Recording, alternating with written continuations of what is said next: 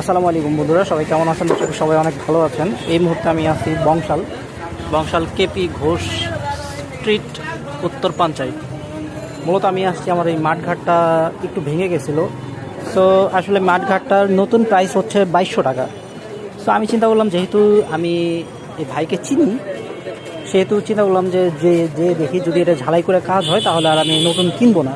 So আমারটার ঝালাইয়ের কাজ চলতেছে।